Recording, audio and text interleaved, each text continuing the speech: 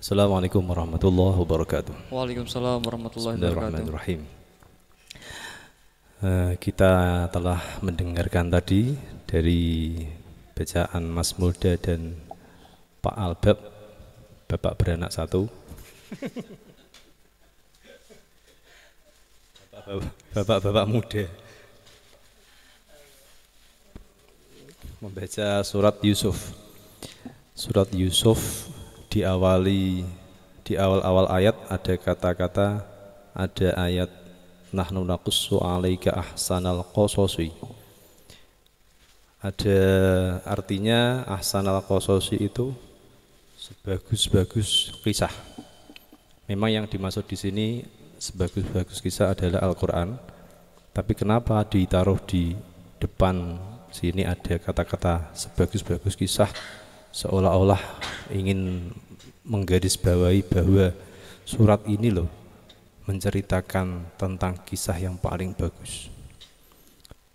Dari awal ayat ini saja,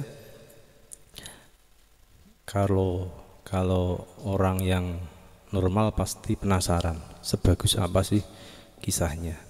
Tapi ternyata banyak beberapa orang yang menanggapi kisah Yusuf Zulaikha sebelah mata. Wong kisah gitu kok dianggap bagus? Bukankah itu hanya kisah perselingkuhan? Bukankah itu hanya kisah pengkhianatan antara saudara dengan saudaranya? Ada banyak orang yang memandang sebelah mata. Padahal ketika Kanjeng Nabi Muhammad SAW menerangkan ayat ini kepada sahabat, Kanjeng Nabi tersenyum-senyum. Saya bayangkan apa ya? Kok iso ngono ya? Mungkin Kanjeng Nabi beberapa kali Kanjeng Nabi ngendikan seperti ini. Nabi Yusuf kok iso ngono ya? Jadi ketika baca cerita tentang ayat di sini terus berhenti, Nabi Yusuf kok iso ngono ya? Gumun aku. Umpamanya aku gak ngono kok. Kanjeng Nabi sampai tergumun-gumun, terkagum-kagum atas cerita Nabi Yusuf dan Siti Zulaikha ini.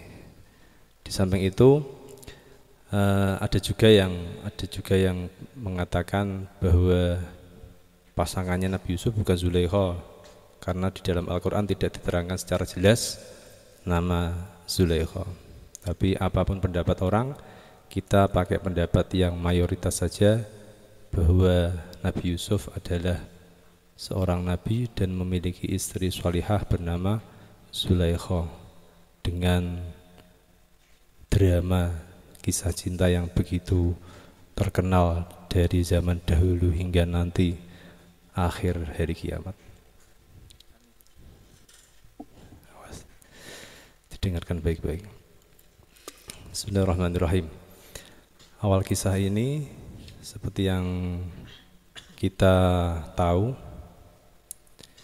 langsung saja saya lompati. Nabi Yusuf dijegur ke sumur, dimasukkan dalam sumur, lalu ditemukan seseorang dan akhirnya dijual di pasar. Sebelum itu saya baca di beberapa literatur, sebelumnya Siti Zulaikha itu dia adalah wanita tercantik di kota itu. Wanita tercantik di kota itu. Dia dilamar oleh menteri di kota itu. Dia senang banget. Tapi ternyata ketika dia melihat si menteri itu, dia kecewa. Ternyata menteri itu tidak seperti yang dibayangkan, tidak seganteng yang dibayangkan. Tapi ketika dia mau menolak, ada bisikan dalam hatinya, terimalah pria itu, karena melalui pria itu engkau akan bertemu dengan jodohmu. Ada bisikan seperti itu. Ini keterangan di tafsir-tafsir ada. Udah, akhirnya diterimalah dengan berat hati. Ternyata menteri itu menteri yang impoten, tidak bisa memberi nafkah batin kepada Zulaikha. Semakin lengkap penderitaannya. Nah, dalam proses pernikahan itu berlalu, Siti Zulaikha pernah mendapat mimpi bahwa jodohnya adalah seorang pria yang sangat tampan dan namanya adalah Yusuf. Sudah ada apa? Firasat dalam mimpi. Beberapa waktu kemudian ada pelayan yang lapor kepadanya bahwa ada seorang budak dijual di pasar, orangnya begitu ganteng, namanya Yusuf.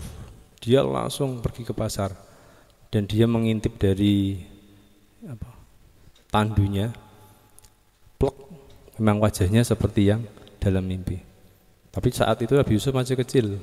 Nabi Yusuf dibuang di sumur sekitar umur 8 tahun, masih kecil. Setelah itu dibawa ke rumah, diberi pelayanan berbeda banget dengan budak-budak yang lain, sehingga budak yang lain jadi iri. Terus bisa kalian bayangkan dari umur 8 tahun terus diceritakan dalam Al-Quran sampai ketika umurnya sempurna. Umur sempurna pria adalah sekitar 25 sampai 30. Di ayat ini walamma balagha ashuddahu atainahu hukma wa ilma wa kadzalika najzil muhsinin. Ketika telah sampai usia sempurnanya, Gusti Allah memberikan hukman wa ilma. Dalam tafsir ini hukman adalah diberikan pangkat kenabian, wa ilma dan beberapa ilmu agama, khususnya ilmu tentang membaca mimpi. Jadi di tafsir ini diterangkan bahwa di umur itu, di usia yang sempurna secara mental, sempurna secara bodinya juga sempurna, beliau diberikan pangkat kenabian dan ilmu-ilmu yang bersifat agama. Disinilah kisah itu dimulai. Jadi bisa kalian bayangkan ya, dari umur 8 tahun serumah dengan wanita itu, suaminya tidak pernah di rumah, suaminya tugas luar terus. Mereka,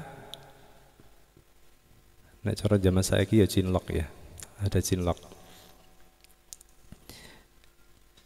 Selama pirang tahun berarti?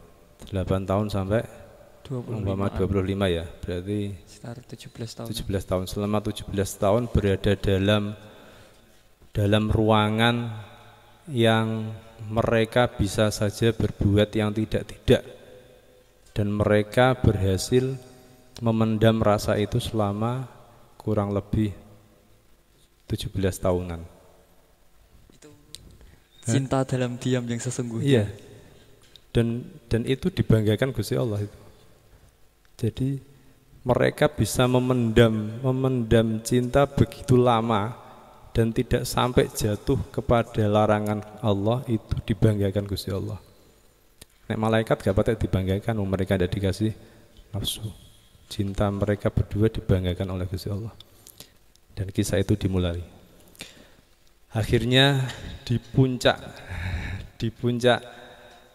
kesempurnaan Nabi Yusuf dalam bentuk raga dan segalanya, begitu pula diiringi puncak keinginan Siti Zulaikha untuk menikmatinya.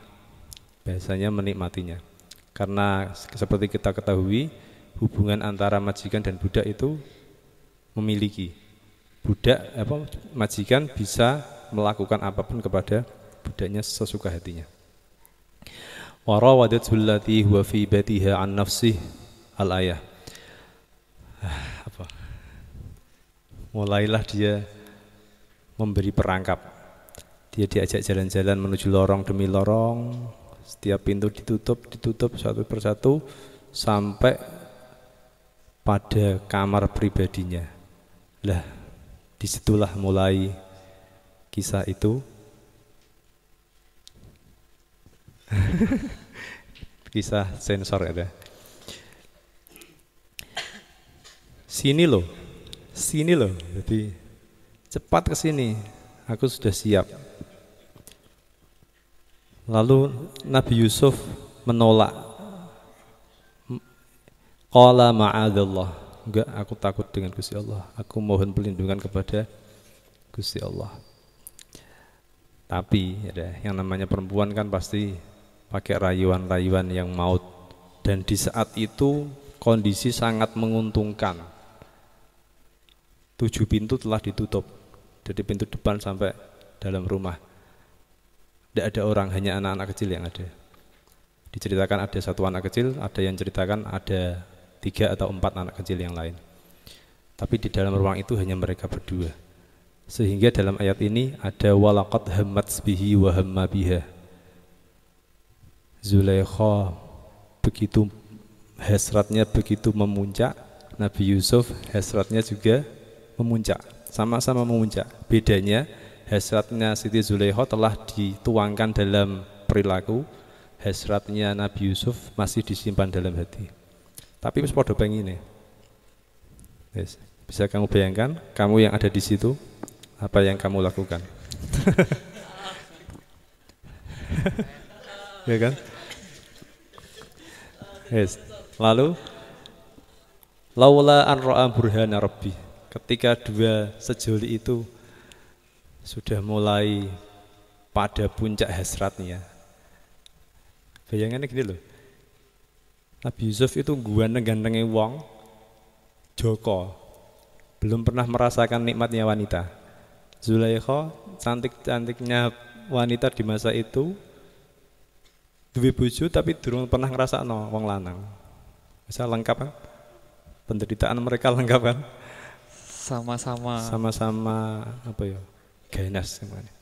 Ketika sudah mulai memuncak, lalu ada petunjuk dari Gusti Allah. Dalam tafsir ini beda-beda. Ada yang mengatakan petunjuk itu Nabi Yakub didatangkan di situ, lalu dadanya Nabi Yusuf dijengkangno. Ada yang berkata Nabi Yusuf melihat ke atas ada tulisan wala taqrabuz zina. Ada yang berkata beliau melihat di tembok ada tulisan wala taqrabuz zina. Tapi tafsir yang paling realistis pertanda itu adalah Nabi Yusuf sudah melihat bayangan seseorang di depan pintu. Dan bayangan itu adalah bayangannya suaminya Zulaikha. Menteri tadi ternyata sudah datang dan mendekat ke pintu sehingga Nabi Yusuf melihat bayangannya tadi. Spontan ya. Lalu seperti itulah Gusti Allah melindungi hambanya dari perbuatan dosa besar. Mak jenggidat deh. Akhirnya dia lari. Mungkin kamu juga seperti itu. Iya, wis meh babarane ana wong ning ngarep lawang. Waduh. Lari langsung. Kegep. Dua-duanya lari. Keprogot. Lari wastabaqal bab ila akhiril ayah. Mereka lari membuka pintu, ternyata di depan pintunya sudah ada menteri tadi. Nah, dalam kejar-kejaran itu seperti kita ketahui Siti Maryam berhasil menarik bajunya atau sarungnya Nabi Yusuf sehingga robek. Secara spontan karena ketangkap basah, kepergok. Siti Zulaikha segera membela diri. Qalat ma jazaa'u man arada bi ahlika su'an al-ayah. Iki pria ini pantasnya dipenjara ini atau dihukum berat karena dia sudah berani berbuat jahat, berbuat mesum dengan istrimu. Langsung dia mensucikan diri. Spontan, ini rada sensitif ini. Spontan ketika Siti Zulaikha bilang gitu, Nabi Yusuf pun bilang gitu. Qala hiya rawadatni an nafsi. Buatan dia yang pingin sama saya. Padahal mereka berdua sama-sama mau dulu. Tadinya sama-sama mau, hasratnya sama-sama mau. Jadi Siti Zulaikha juga membela diri, Nabi Yusuf juga membela diri. Itu pembelaan spontan. Mungkin kalau kamu ketangkap basah juga akan membela spontan. Gugup. Kok mau gak jarak mau. Gak jarak. Kan? Lalu Nabi Yusuf mengatakan ada saksinya, Pak. Siapa saksinya? Itu ada anak kecil, silakan Anda tanya. Ada yang bilang anak kecil itu bayi yang masih di bandulan, bisa bicara. Tapi yang realistis ada putra dari pamannya Zulaikha yang sedang berlari-lari di situ. Lalu ditanya, jawabannya kalau yang robek yang belakang berarti yang salah siapa? Zulaikha. Kalau yang robek depan berarti yang salah Yusuf. Dan ternyata yang robek adalah yang belakang. Berarti yang salah adalah Zulaikha. Wes, itu persaksian dari anak kecil, dan persaksian itu diterima oleh menteri tadi. Anehnya, jika kamu jadi menteri, apa yang kamu lakukan? Marah toh?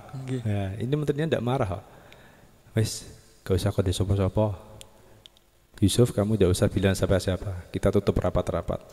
Dan kamu istriku, karena kamu salah, minta ampun sama Tuhan, udah beres. Tahu kenapa suaminya tidak marah? Pertama, karena dia sendiri tidak bisa menyalurkan hasratnya. Kedua, karena dia memang berwatak bijaksana. Orangnya memang pemaaf banget.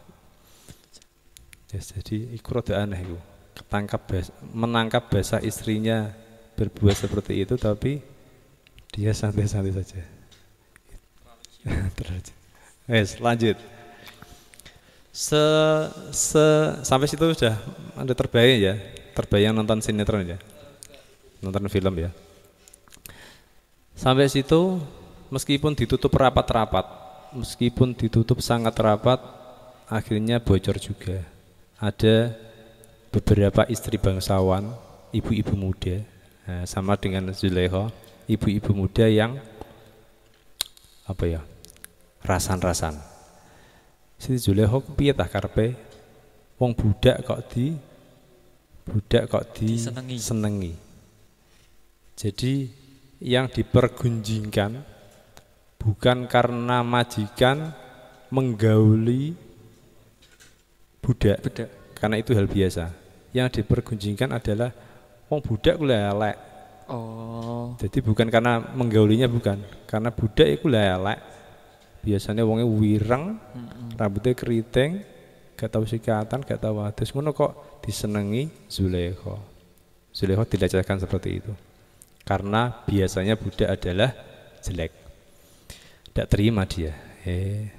Falamma sami'at bimakrihinna arsalat ilaihinna al-ayah. Lalu dikumpulkan ibu-ibu muda tadi, kalau sekarang ya apa? Mama hits atau Mama arisan, sosialita. Mama tadi ibu-ibu muda dikumpulkan di satu ruangan, dikasih pisau dan apa? Apel. Ada yang bilang apel, ada yang bilang buah lemon. Kalau di sini buah lemon. Ada yang bilang kates. Jadi di sini apa bahasa Arabnya udrujah. Setelah disediakan, Yusuf dipersilakan keluar. Silakan kamu Yusuf keluar. Sekali keluar, mereka langsung memotong tangan mereka. Siti Zulaikha masih belum puas, masih gregetan sama ibu-ibu muda tadi. Lewat lagi biar mereka melihat belakang dan depanmu dengan sempurna. Lewat lagi, dipotong-potong lagi. Seandainya Siti Zulaikha tidak kasihan pada ibu-ibu tadi, dia akan menyuruh Nabi Yusuf bolak-balik sehingga ibu-ibu tadi mati karena kehabisan darah. Jadi ijik saake, Siti Zulaikha masih memaafkan mereka. Udah cukup 2 kali saja. Setelah itu, setelah Yusuf masuk, ibu-ibu tadi gemetar tangannya, wel-welen. Jadi di sini bahasa Arabnya wel-welen. Wel-welen itu dredeg kabeh karena merasa sakit. Saat itulah Siti Zulaikha balas dendam. Ini sinetron itu. Kalian baru sekali saja melihat Nabi Yusuf, kalian bisa merasakan perih seperti itu. Tanganmu bisa merasakan perih. Saya sudah berapa tahun, berpuluhan tahun hidup bersama Yusuf. Hasrat saya sebagai wanita yang tidak pernah tersentuh oleh pria, melihat pria setampan ini, sesakit apa hati saya. Wis ning ngarepan loh. Karena secara hukum pada waktu itu boleh, majikan menikmati hamba itu boleh. Tapi pada puncaknya dia tak ajak, dia menolak saya. Kayak apa larane hatiku. Kalian yang sekali saja melihat bisa merasakan perih seperti itu. Dan saya sudah bertahun-tahun pingin meluapkan hasrat itu, tidak bisa, saya tahan. Dan ketika ada kesempatan dia menolak. Sakit banget ya, sakit banget. Akhirnya ibu-ibu wanita tadi, oh iya, wajar. Malah gak nyalah no. Wajar kalau kamu sampai berhasrat seperti itu. Wong kita saja yang sekali saja sampai seperti ini. Tidak sampai segitu. Karena mendapat dukungan dari ibu-ibu, Siti Zulekho semakin pede. Oh, kowe nek gelem iki wis didukung ibu-ibu iki. Kalau kamu tidak mau tak penjara. Sekarang kalau kamu tidak mau melayaniku, kamu saya penjara. Ibu-ibu tadi protes juga. Zulekho, jangan kamu tok yang menikmati. Kita juga dibagi itu. Jangan, nanti setelah kamu kita juga pengen menikmati budak ini. Budak. Nabi Yusuf wedi toh. Meneh apalagi beliau orang soleh. Wong kamu saja mungkin yang tidak soleh. Dikeroyok ibu-ibu muda seperti itu. Kalau satu sih mungkin mau. Lah kalau sebanyak itu udah jijik kamu ya. Mesti kamu jadi jijik. Kalau satu mungkin kamu bisa berhasrat. Kalau banyak gumoh. Kamu udah jijik. Nah, dari situlah Nabi Yusuf memohon kepada Gusti Allah. Gusti nek sampai saya digilir seperti ini bisa mati saya, terus saya milih di penjara saja. Jadi Nabi Yusuf minta di penjara itu dari sisi keimanan, memang beliau seorang yang soleh, dia ingin menjauhi dari zina. Dari segi manusiawi, karena beliau ingin mau digilir ibu-ibu itu. Jadi ada dua sudut pandang yang saling melengkapi. Udah, akhirnya di penjara. Lah uniknya Gusti Allah ya. Banyak Gusti Allah yang ngatur gitu. Ketika Nabi Yusuf di penjara, ketika ada satu keputusan di penjara, semua pihak tidak ada yang merasa rugi. Siti Zulekho merasa beruntung karena namanya jadi bersih. Oh, berarti yang salah Nabi Yusuf di penjara. Sang menteri beruntung karena nama keluarganya juga jadi bersih. Nabi Yusuf yang di penjara pun beruntung karena tidak jadi digilir. Gitu. Gusti Allah sutradaranya ya kepenak. Tersangka dan korban sama-sama merasa beruntung dengan satu keputusan. Gitu. Oke, sampai di penjara. Kita istirahat sejenak. Nanti kita sambung lagi. Ini baru sampai di penjara. Aduh. Karena di penjara ini ceritanya visi jeni bid asinin selama kurang lebih 6 atau 7 tahun. Nah, untuk menunggu film kan 6-7 tahun kemudian. Nah, iya. Kita selawatan dulu. Oh ya, seperti itu. Kita nunggu 6-7 tahun kemudian. 6 sampai 7 tahun. Kemudian kita selawatan dulu, nanti kita sambung lagi. Oh ya.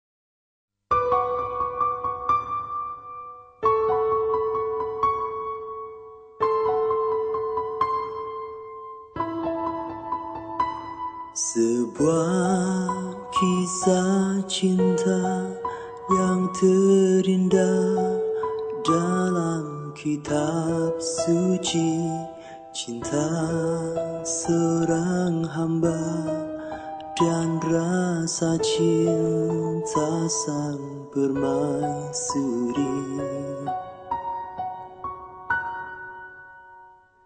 Ingin lepas dari ikatan sang raja dan akhirnya bersandiwara dia merayu hamba yang mempesona.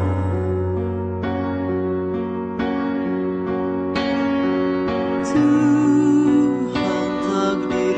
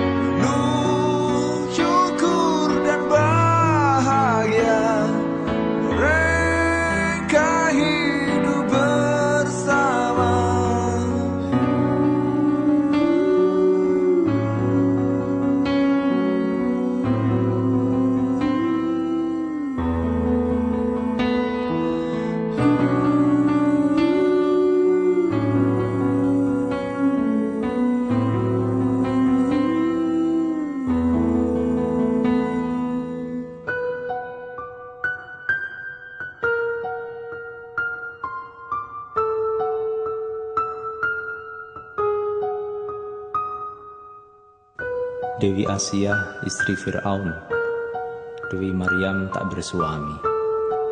Namun di akhir kisah nanti, mereka akan menjadi pendamping Nabi Muhammad. Nabi Ibrahim harus rela terpisah sementara dari Dewi Sarah karena ada skenario yang indah dari Tuhannya. Nabi Adam harus terusir dari surga karena cintanya kepada ibu Hawa. Nabi Yusuf harus rela terpenjara demi cintanya kepada Dewi Zulaikha. Di akhir kisah, mereka semua hidup bahagia. Berkah mereka, semoga kau terlepas darinya. Sabar menanti, semoga Tuhan satukan kita.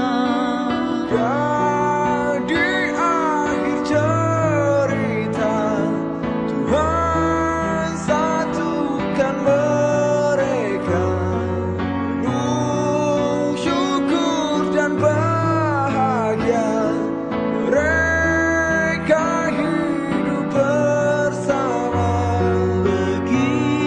Begitupun cinta kita harus terpisah sementara. Semoga di akhir cerita Tuhan satukan kita.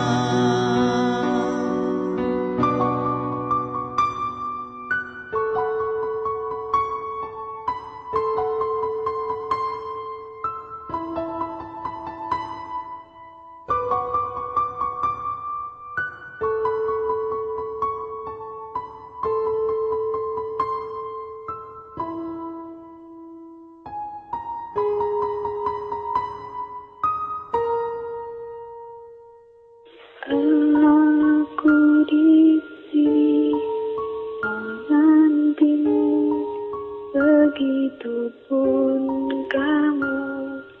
Berkah mereka, Tuhan satukan aku dan kamu.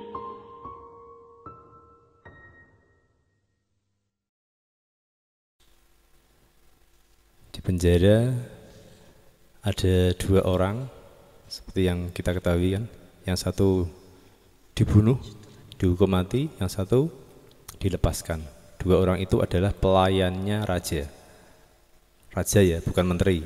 Di atasnya lagi ada rajanya lagi, Raja Mesir. Nabi Yusuf berpesan sama orang tadi, nanti kalau kamu bebas, tolong bilang sama rajamu bahwa di dalam penjara ada seseorang yang tidak bersalah, tapi dia dimasukkan penjara. Delalah, kersane Gusti Allah. Orang tadi lupa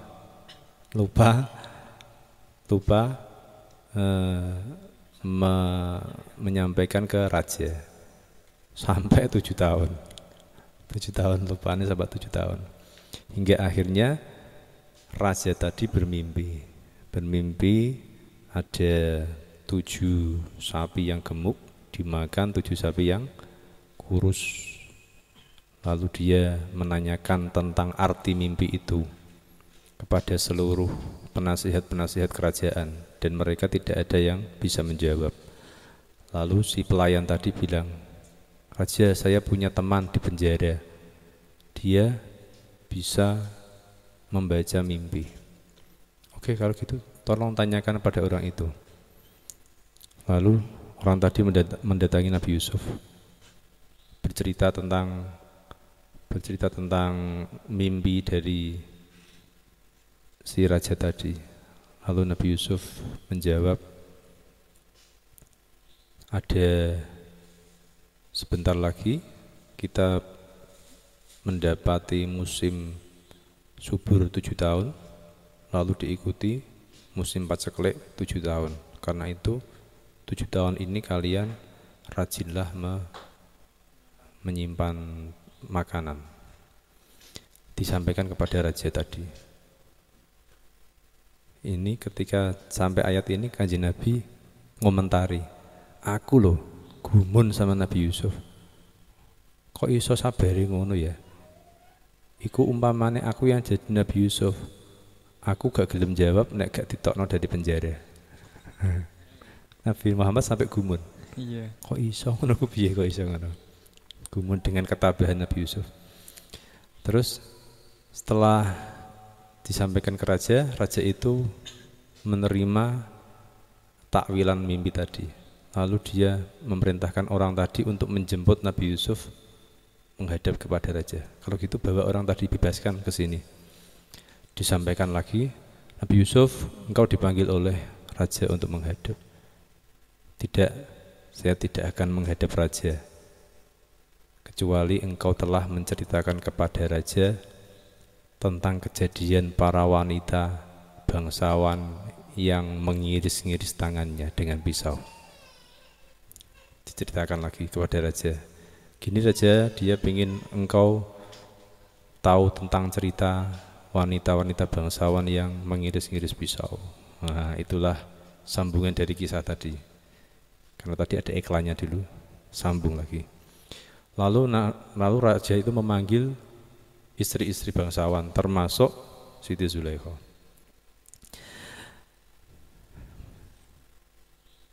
Wa qala al-maliku tuni bi, terusnya qala ma khatbukunna, ditanya, coba ada apa sebenarnya kalian? Coba ceritakan aku tentang kejadian memotong-motong tangan kalian. Kalian, yang ditanya kalian, bukan hanya satu orang. Qulna hasyarillah ma'alimna alaihi min su. Gini raja, demi Allah, kita waktu itu melihat seorang pria yang benar-benar tidak ada keburukannya sama sekali, sempurna, pria yang sempurna. Karena itu kita semua secara biologis kita berhasrat kepada pria itu. Tapi karena tidak mau, akhirnya dia dipenjara. Oh gitu. Nah saat itulah Siti Zulaikha memainkan perannya. Waduh. Raja, qalat imra'atul aziz, al-ana hashasul haq. Sekarang saya akan mengatakan sebenarnya. Waduh.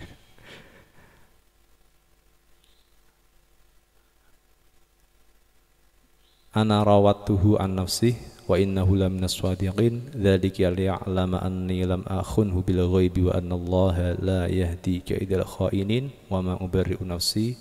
Seterusnya. Ini lihat cerdasnya Siti Zulaikha memberi jawaban ini bisa langsung membersihkan namanya.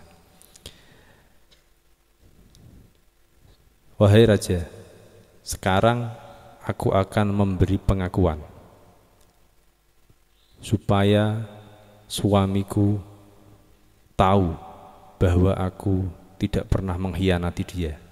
Dalam tanda petik, belum pernah berzina. Saya akan memberi pengakuan supaya suamiku tahu bahwa saya belum pernah mengkhianati dia. Dalam tanda petik, belum pernah berbuat zina. Sungguh, saat itu aku benar-benar berhasrat kepada Yusuf. Aku menginginkan dia dengan segenap hasratku, tapi dia menolakku. Tapi dia menolakku. Karena itu, kalian semua tahu bahwa saya masih suci. Saya belum pernah berzina. Secara hukum saya masih wanita yang suci, karena hasrat tadi tidak tersampaikan. Itu yang pertama. Yang kedua, saya adalah manusia biasa. Saya adalah manusia yang tidak bisa lepas dari nafsu. Dan nafsu cenderungnya mengajak kita kepada keburukan. Illa ma rahima rabbi, kecuali orang yang disayang oleh Tuhannya. Dan terbukti hasrat saya dan Yusuf dikendalikan oleh Tuhan kami. Itu berarti kami orang-orang yang baik. Waduh, bisa selesai. Pembelaannya sangat cerdas. Yang disalahkan bukan Yusuf, bukan dia. Apa? Nafsu. Kami adalah orang biasa dan kami wajar. Coba kamu bayangkan, saya tidak pernah tersentuh oleh lelaki, padahal saya cantik sekali. Yusuf seorang jejaka yang belum pernah merasakan wanita, dan kami berada dalam satu rumah. Begitu banyak kesempatan kami untuk melakukan hubungan itu, tapi saya sebagai istri, saya menjaga benar-benar supaya tidak sampai zina. Bahkan ketika puncak-puncaknya, Gusti Allah menyelamatkan kami. Wis, selesai. Manusia-manusia suci. Manis kan? Manis-manis. Manis banget, pembelaan yang sangat manis. Manis kayak Wa susu ma nih. ubarri'u nafsi inna nafsa la amratu bisu. Lalu saya lanjutkan sampai akhir, nanti baru kita kupas. Setelah Zulaikha memberikan pernyataan, pengakuan dan pembelaan sekaligus, akhirnya selesailah dan Yusuf dibebaskan dengan nama bersih. Saya kamu bayangkan, selama 7 tahun Nabi Yusuf berada dalam status tersangka, dan Nabi Yusuf diam saja. Yang aneh itu malah yang bikin tersangka itu kan Zulaikha, tapi yang membersihkan juga Zulaikha. Ada cinta lah berarti. Kalau Yusuf mau protes, dia sudah protes dulu loh. Yang di penjara jangan saya dong, Zulaikha dong. Ada cinta yang tersimpan di dalam mereka berdua. Kade-kadean. Nah, seolah-olah seperti itu.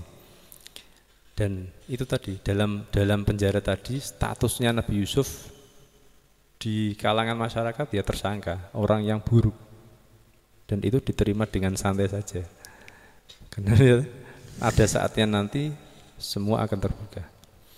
Lalu akhirnya singkat cerita dia diangkat menjadi menteri dan dia berhasil mengatasi paceklik tadi. Dan Zulaikha di kemarin yang saya ceritakan, dia ada yang cerita dia diceraikan oleh suaminya, tapi yang kebanyakan cerita di tafsir suaminya meninggal karena sudah pensiun dan posisinya digantikan oleh Nabi Yusuf. Suaminya meninggal, dia itu kehabisan uang, dan tragisnya uangnya habis itu bukan untuk makan. Uangnya habis karena setiap hari dia bayar orang untuk mencari kabar tentang Yusuf. Jadi tiap hari dia cerita Yusuf gimana. Dia bayari orang tadi untuk cari berita tentang Yusuf, lalu diceritakan kepadanya untuk mengobati rindunya tadi. Sampai duitnya entek. Dan di puncak kegalauannya, dia mulai tidak percaya dengan sesembahannya. Berhala-berhala dia tidak percaya. Ternyata berhala-berhala ini tidak bisa menolongku. Kalau gitu aku sekarang iman kepada Tuhannya Yusuf. Dia iman masuk Islam. Dan di dalam doanya itu dia selalu menyebut-nebut nama Yusuf, hingga malaikat tidak tega melihat Zulaikha dan lapor kepada Allah. Gusti niku lho saake Zulaikha begitu merana dengan rindunya. Akhirnya Gusti Allah ngendikan, wis Yusuf dikon mlaku-mlaku rono mubeng kota. Nabi Yusuf jalan-jalan keliling kota. Ketika melewati rumahnya Zulaikha yang bukan rumah dulu, sudah pindah rumah, Nabi Yusuf mendengar seorang wanita menyebut-nyebut Yusuf. Karena seperti itulah tiap hari yang dilakukan oleh Zulaikha. Penasaran dia, wong wedok sapa? Bareng diparani ternyata, lah kamu Zulaikha? Iya.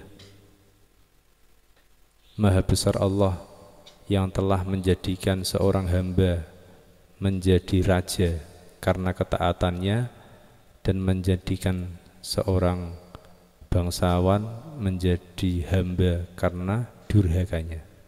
Zulaikha bilang seperti itu. Terus melihat kondisi Zulaikha, Nabi Yusuf pesake, loh, di mana kecantikanmu yang dulu? Karena saat ditemui itu Siti Zulaikha dalam keadaan sudah tua, rambutnya memutih Dan keadaan kalian tahu kan orang yang frustasi gimana? Nah, Depresi. mangan. Kalau biasanya itu tulangnya kulitnya sampai menyentuh tulang, dagingnya hilang. Aku di sini diutus oleh Allah untuk membawamu dan menikahimu. Waduh. Langsung seketika bunga. Teratap ya. Teratap. Diunduk Masya jeng-jeng. Allah. Aduh. Bahagianya kayak piye iku. Histeris banget. Langsung Indian nyanyinya. Akhirnya dibawa pulang dan sebelum menikah Nabi Yusuf bermunajat kepada Gusti Allah memohon supaya kecantikan Zulaikha dikembalikan seperti dulu lagi. Dan seketika itu dikabulkan. Jadi cantik kembali. Itu mukjizat. Karena supaya seimbang. Nabi ini ganteng, bojone ya ayu.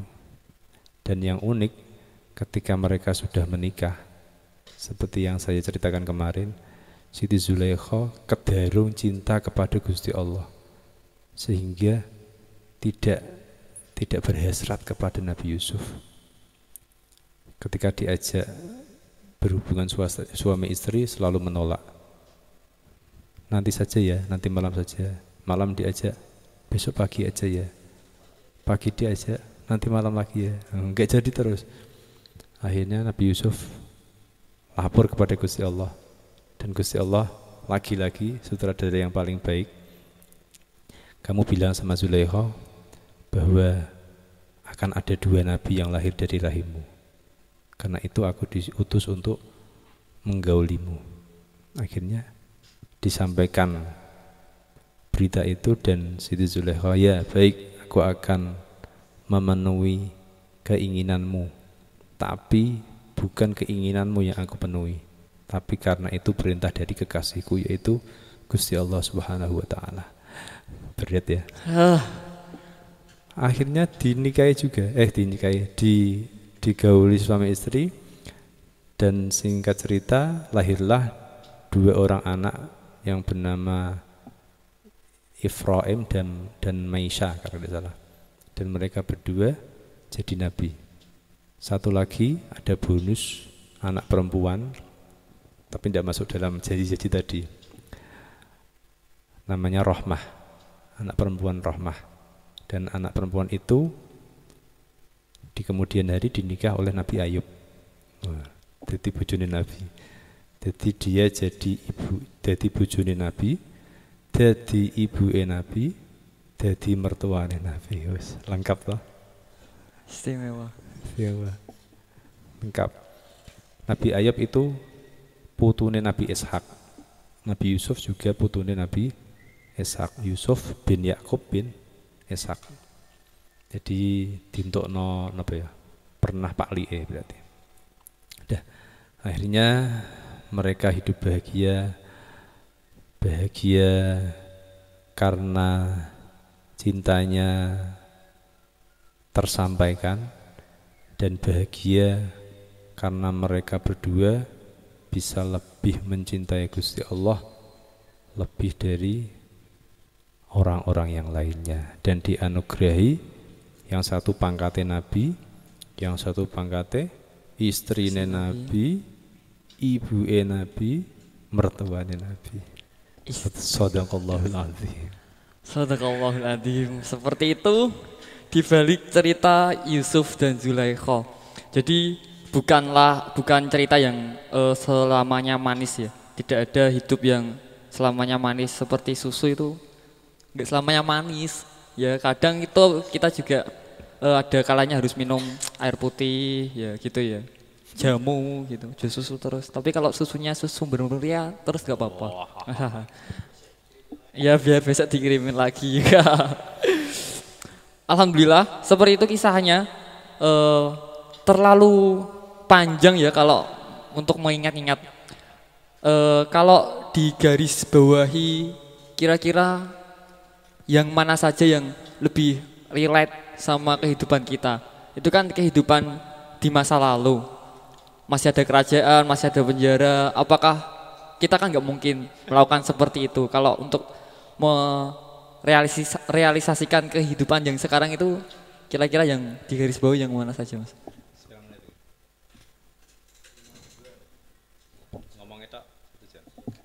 Oke. Jarak.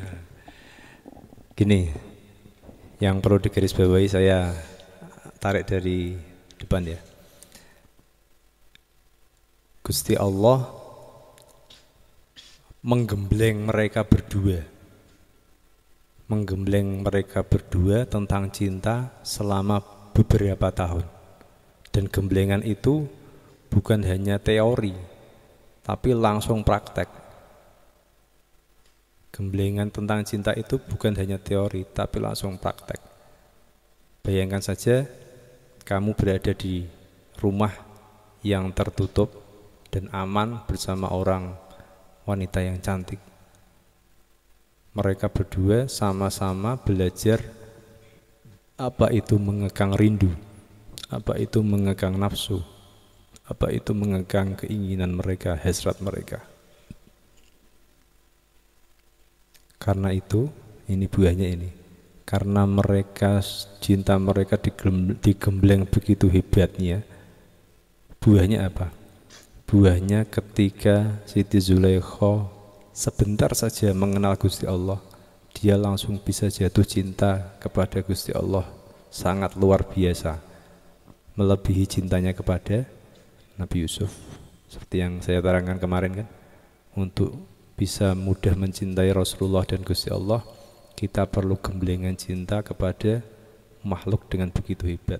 Maka kita akan mudah mencintai Allah dan Rasulullah. Itu yang pertama. Yang kedua, tentang penjara. Penjara. Masuk kita di penjara. Penjara itu apa? Itu diceritakan di tafsir ketika Nabi Yusuf keluar dari penjara. Nabi Yusuf menulis di pintu penjara, ini adalah rumah percobaan, rumah ujian. Ini adalah kuburan bagi orang-orang yang hidup. Dan ini adalah tempat penggemblengan bagi orang-orang yang bersungguh-sungguh. Kalau dulu dinyatakan penantian itu adalah sebuah penjara, kalau sekarang kita bisa praktekkan penantian adalah bagaimana kita menanti seseorang yang kita cintai, kita mengorbankan banyak waktu. Teman-teman kita mungkin sudah sampai ke atas, kita masih di situ saja. Sama tuh, ketika kita Nabi Yusuf di penjara, mungkin teman-temannya sudah melaju deras. Teman-temannya sudah melaju kemana, Nabi Yusuf masih di penjara. Begitu pula sekarang, mungkin kita tidak di penjara, tapi mungkin kita dalam penantian seseorang, yang lain sudah naik ke atas, kita masih tetap di sini. Tapi akhirnya apa? Nabi Yusuf jadi apa? Jadi raja. Dalam waktu yang singkat dia melompati semua teman-temannya yang tadi berjalan mendahulunya. Karena apa? Karena dalam penantian itu, dalam penjara itu, beliau menempa keahliannya. Dia punya keahlian apa tadi? Tafsir mimpi. Dia menempa kecintaannya kepada Gusti Allah. Dan yang paling dahsyat, ketika Zulaikha bersama Nabi Yusuf di dalam rumah. Ini kan pada kepengine, tapi kan tiap hari bisa melihat. Mungkin Siti Zulaikha bisa menyentuh-nyentuh Nabi Yusuf. Dan pada saat itu tiba-tiba mereka dipisah. Mereka dipisah, yang satu di penjara, yang satu di rumah. Itu penderitaannya lebih tinggi apa lebih ringan? Lebih berat. Biasanya ketemu, meskipun tak tersalurkan, tapi dia masih bisa ketemu. Tiba-tiba dipisah, tidak bisa ketemu, tidak bisa melihat. Itu ujiannya yang diberikan Gusti Allah semakin berat. Sampai diceritakan dalam tafsir, Siti Zulaikha itu saking gak kuatnya. Dia waktu itu dia masih jadi istrinya si menteri tadi. Dia meminta seseorang membuat jalan rahasia menuju penjaranya Nabi Yusuf, sehingga dia tiap hari bisa masuk penjara itu dan melihat Nabi Yusuf dari jauh. Seperti itu Gusti Allah apa ya tadi apa? Menggembleng cinta mereka sampai segitu. Sangat jadi penantian itu membuat mereka tidak semakin jauh tapi semakin dekat. Semakin dekat, semakin kuat cinta mereka. Yang ketiga, itu tadi kan penjara. Yang ketiga tentang jawaban Siti Zulaikha yang membela diri tadi. Begitu cerdas. Itu karena kalau kita kembali ke ilmu syariat ya. Ketika kamu berbuat tidak senonoh seperti itu, ketika kamu memakai ilmu syariat, kamu terkadang gini, ya Gusti, dosaku gedene semene, iso di ngapura ta ora ya kan? Karena kita menyalahkan diri kita sendiri. Nah, ilmu yang dipakai Siti Zulaikha tadi bukan ilmu syariat, bisa dikatakan ilmu tasawuf atau ilmu hakikat. Karena hakikatnya yang salah bukan saya. Saya adalah manusia yang diikat oleh nafsu. Dan setiap orang tidak akan bisa mengalahkan nafsunya kecuali orang-orang yang diselamatkan oleh Gusti Allah. Itu sudah jadi perjanjian. Karena dulu ketika iblis diusir dari surga, mereka minta perjanjian kepada Gusti Allah. Nggih Gusti, saya siap jadi penghuni neraka. Tapi saya minta syarat, apa? Saya harus diberi kekuasaan untuk menggoda anak Adam dari arah depan, belakang, dan samping. Wis, permintaannya ngono tok. Dan Gusti Allah dalam perjanjian itu, oke, tak kabulkan. Kamu saya beri hak untuk menggoda anak Adam dari depan, belakang, samping. Setelah mereka pergi, Gusti Allah bilang sama malaikat, ancen setanku goblok kok. Mau minta kok hanya dari arah 4, padahal masih ada 2 arah, dari atas dan dari bawah. Saya akan melindungi anak Adam jika mereka masih punya hubungan ke atas denganku, artinya dia takwa kepadaku, dan hubungan ke bawah artinya dia tawadhu. Selama dia masih takwa dan punya tawadhu, maka aku akan menjaga anak Adam itu. Celek, ya. Jadi tak kasih gambaran, kamu sama cewek di dalam rumah, masih sama-sama pakai baju gini, ada orang banyak, yes, godaannya ringan, ya. Kamu udah akan macam-macam mau ada orang banyak, tiba-tiba orang itu keluar, wes aku tak metu tak jaga orang jobo, kamu berada di dalam berdua, ujiannya semakin berat, kamu udah bisa tahan, tidak akan tahan, karena itu sudah naluri nafsu. Lalu salah satu dari kalian atau dua-duanya, yuk mlebu kamar, yuk masuk kamar. Semakin kuat lagi. Setan senang setan. Oke, sudah perangkap dosa kecil sudah masuk. Sekalian sudah mulai melakukan sesuatu. Setan senang lagi. Dosa kecil kamu lakukan. Kalian sudah mulai buka baju semua. Sudah pada posisi siap melakukan hubungan. Lalu tiba-tiba salah satu dari kalian stop. Ojo sampai zina. Wes. Akhirnya kalian pakai baju lagi, keluar lagi. Situasi seperti tadi itu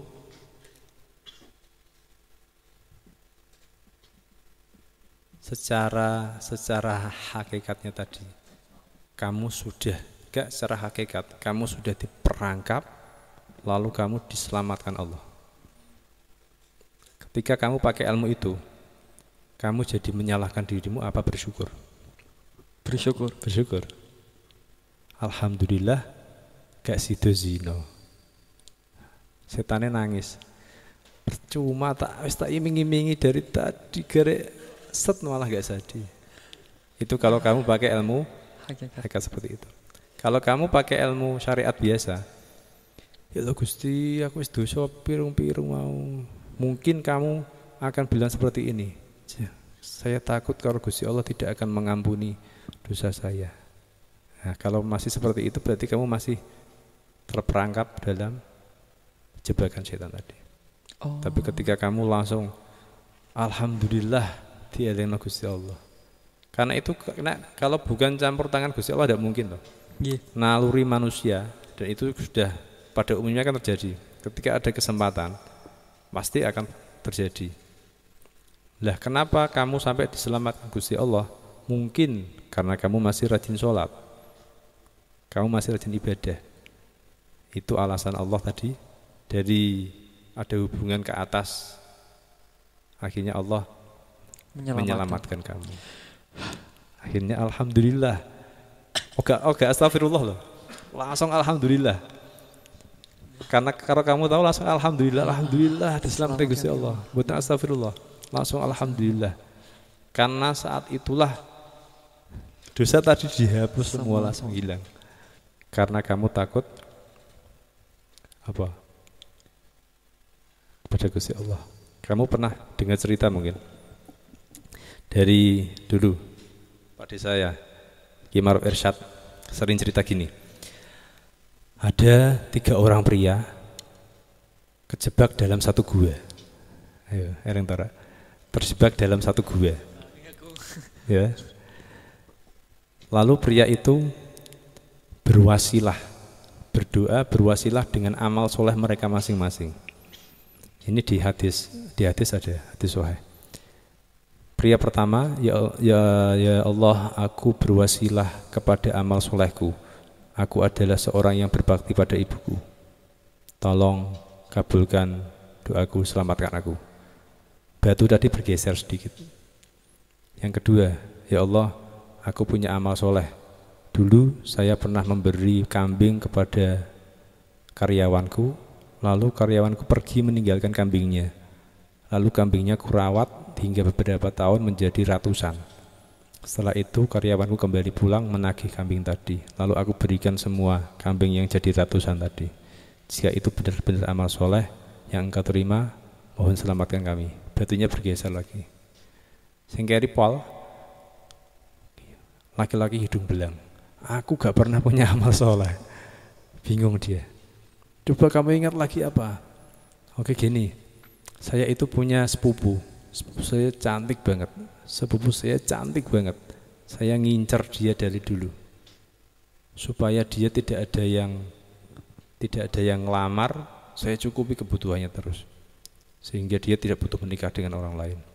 Dan jika ada orang lain yang mau ngelamar, tak cegah. Pokoknya dia harus kecekel saya. Pada suatu saat terjadi musim kelaparan dan sepupu saya tadi dan keluarganya kelaparan. Lalu dia ke rumah saya minta bantuan. Nah ini kesempatan. Saya kelaparan dan keluarga minta bantuan. Oke, kamu saya bantu tapi kamu harus mau melayani saya. Oke, karena saya darurat, saya akan terima tawaranmu. Sudah, mereka sudah siap. Di situ diterangkan mereka sudah di posisi siap berhubungan badan. Ketika wis garek ces, wanita tadi bilang ittaqillah, takutlah engkau kepada Allah. Lalu saya lari. Tidak jadi. Ya Allah, jika itu adalah amal solehku, tolong selamatkan kami. Langsung kebuka dan akhirnya mereka bertiga selamat. Jadi amal soleh yang pertama birrul walidain, yang kedua sedekah, yang ketiga menjauhi zina. Kasih zina. Dan itu dikuatkan oleh yang unik lagi. Dikuatkan ada hadis, ada 7 orang yang nanti di hari kiamat akan mendapatkan aup-aupan apa? Yang akan mendapatkan payung dari Allah, di mana semua orang kepanasan. 7 orang ini mendapat payung dari Gusti Allah. Dari mana ya? Ada yang aneh ini. Yang pertama, imam yang adil, macam ya. Imam adil mendapat payung macam. Yang kedua, seorang pemuda, mas, bukan orang tua. Seorang pemuda yang selalu sibuk beribadah kepada Allah. Mungkin kita bisa masuk. Semoga. Nomor 3, nah ini, kalau ini kita masuk. Seorang pria, seorang pemuda yang hatinya selalu terhubung dengan masjid. Sejak dia mulai keluar masjid sampai nanti masuk masjid lagi. Ini biasa remaja-remaja masjid. Remaja masjid itu dipikir, nek terawih sone piye ya? Engko gatese nganggo apa ya? Engko darusane jajanane piye ya? Itu seorang pemuda yang hatinya selalu tergantung pada masjid. Oh, iku besok neng kiamat dapat payung kamu. Yang lain kepanasan, kamu pakai payung. Yang keempat, dua orang makhluk yang mencintai karena Allah. Mereka bertemu dan berpisah karena Allah. Mungkin loh, kita termasuk di situ. Karena Amin. biasanya kita ketemu dalam apa? Majelis sholawatan. Ya, Nggih. kita pulang, besok ketemu lagi majelis sholawatan. Katanya kan ringan lah. Ringan. Coba kamu bandingkan dengan orang yang selalu ketemu dalam kemaksiatan. Iya. Yo, jadinya berat toh? Nggih. Nah, ada pembandingnya jadi berat. Lanjut. Seseorang yang bersedekah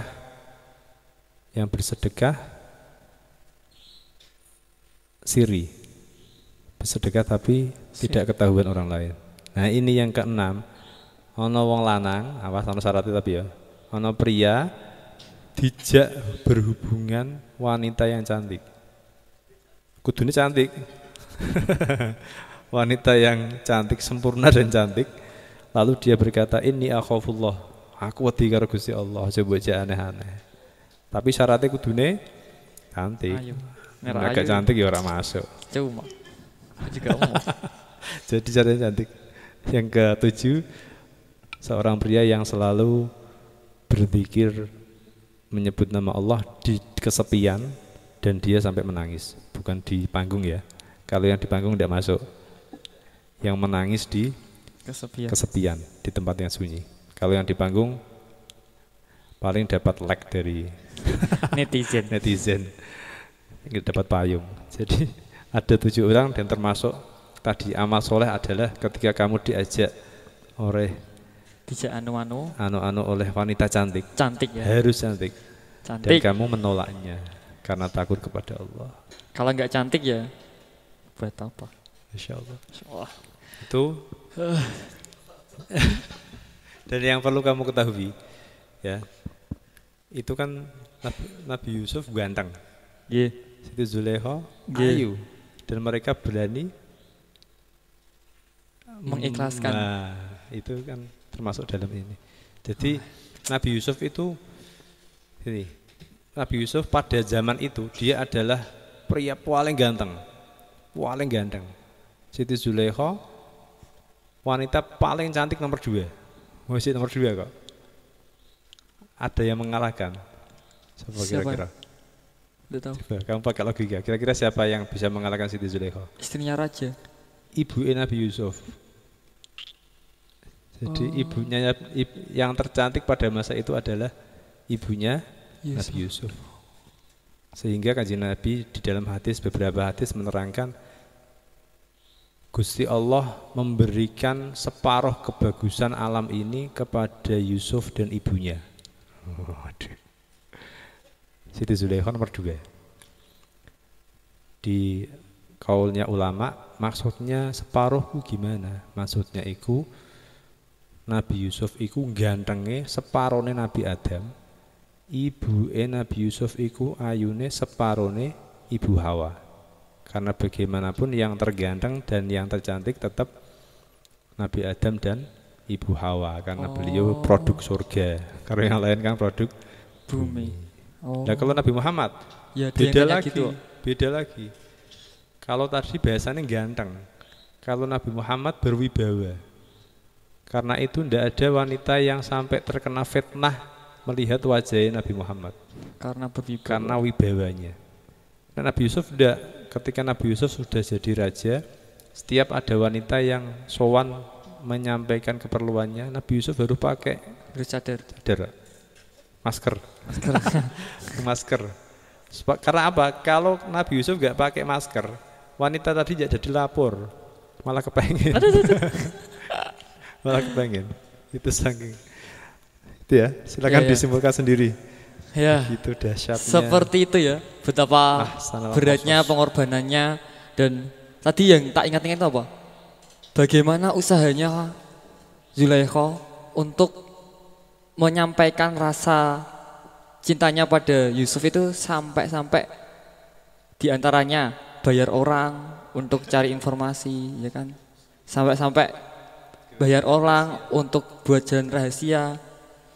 Jadi untuk kalian yang bilang kalau kalian itu cinta dalam diam, janganlah kalau kamu ngaku cinta kalau nggak ada usahanya. Ngoten ya Mas? Kita mboten. Percuma kamu bilang kamu cinta dalam diam, tapi nggak pernah kamu doain, nggak pernah kamu kepoin, nggak pernah kamu perhatiin. Apa sih? Gitu. Ngoten nggih Mas. Astagfirullah. Pasti paham kan? Sekilas kita bisa menggambarkan bagaimana kisah Yusuf dan Zulaikha. Iya, lali Ya, aku. segitulah pokoknya nanti Ya, oke. ditarik sendiri. Ya, terlalu banyak ya. Biar kalian saja yang menyimpulkan, saya juga bingung. Terlalu panjang ceritanya, terlalu banyak pengorbanan yang sudah mereka lakukan dan akhirnya mereka bisa bertemu. Senang. Ya, yang bisa menyimpulkan tulis di komentar. Itu berarti ringkasan kisahnya Yusuf Zulaikha. Jadi Nabi Muhammad itu senang setiap menerangkan kisah Yusuf dan Zulaikha kepada sahabatnya, itu Nabi Muhammad senang banget sambil tersenyum-senyum dia. Karena satu-satunya Nabi yang ceritanya utuh dalam satu surat hanya ini tak. Oh iya, Ya kan? mulai Dari kecil sampai jadi raja. Nabi Muhammad juga utuh kayaknya. Kan nggak di Quran, kan pencar-pencar. Oh, Nabi yang oh iya. lain kan di surat ini, pindah di surat ini. Kalau ini jadi satu. Jadi satu utuh. Makanya di awalnya ada ahsanal qasas, kisah yang paling bagus. Gitu ya, kalau kalian mau dikenang sepanjang masa harus memiliki kisah yang pengorbanannya juga sepanjang masa. Oke, Oke. mungkin setelah kalian mendengar kisah tadi, kalian jadi tahu betapa beratnya hidup saya ya. Semoga ada yang Iya kan? iya, semoga segera keluar dari penjara. Amin. Penjara tadi adalah apa mau?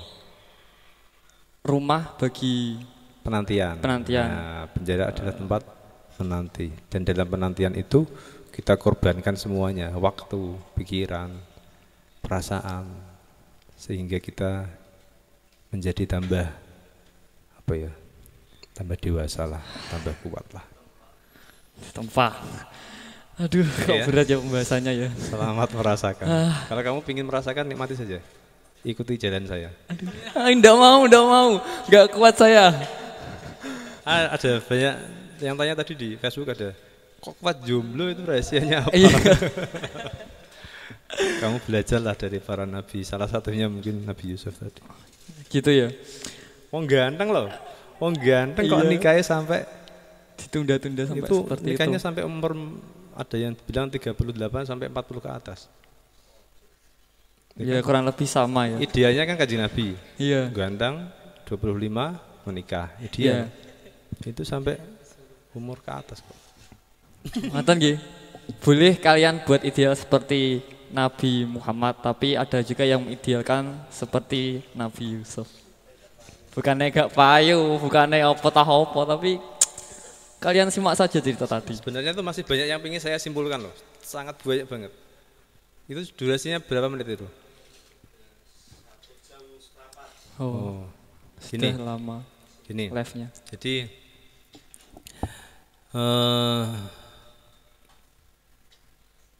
apa ya, malah lali saya, lupa. Dah, kamu ngomong dulu aja. Loh, ini selawatan apa enggak Mas? Nyanyi yang Yusuf Zulaikha apa enggak? Oh, Nanti iya. siapa tahu habis Oke, nyanyi oke. keingat. Ini tapi rada aneh ya, Mubarak kok nyanyinya Yusuf Zulaikha.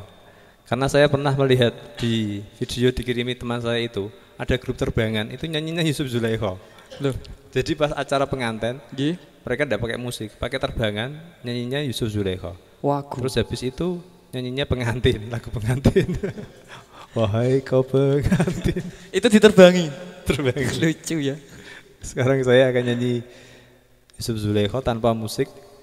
Nanti kita paskan lagu itu dengan kisah tadi.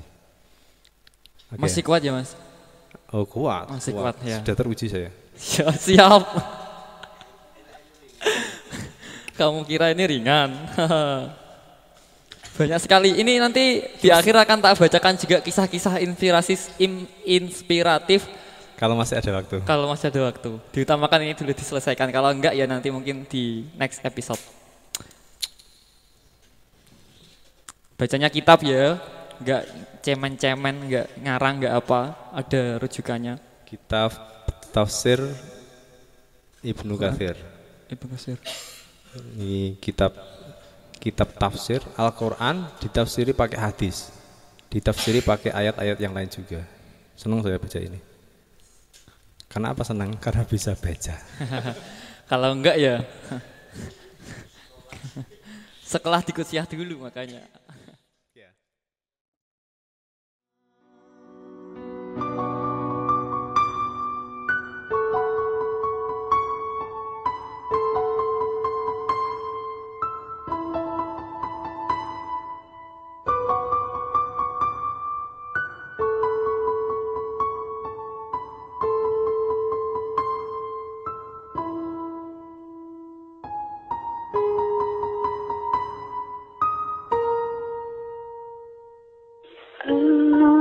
Aku di sini menantimu, begitupun kamu.